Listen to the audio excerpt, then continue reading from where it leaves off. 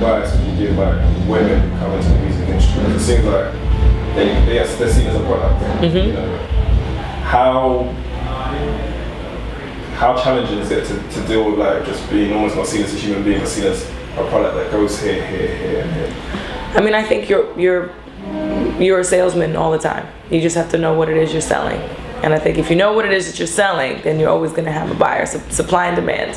That's how it works. So you have to know who you are. You have to know what you have. You have to know what it's worth.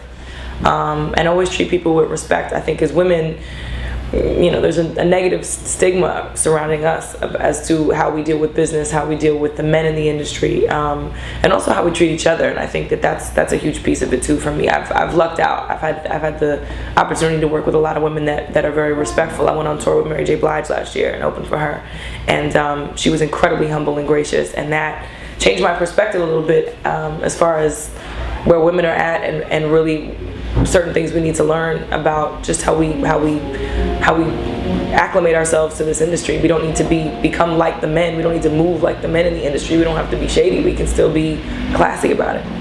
So that being said, how would you market yourself? With all that being said, you know, if you were sitting on the other side of the table and a Bridget Kelly was presented to you, how would you market a Bridget Kelly to the audience?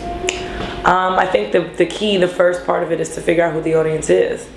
My audience is women, so there's a million ways to do it. You put the songs in commercials and in movies and on TV shows. You know, it's a lot of it too has to do with the content of the music. If the music is about love, it's a broad perspective. So there's certain maybe channels that you can figure out. If it's about heartbreak, it's probably gonna be channeled more towards women. If it's overall just like being a mess and being crazy, like Amy Winehouse, it's gonna be for everybody. So I think figuring out who your audience is the first step.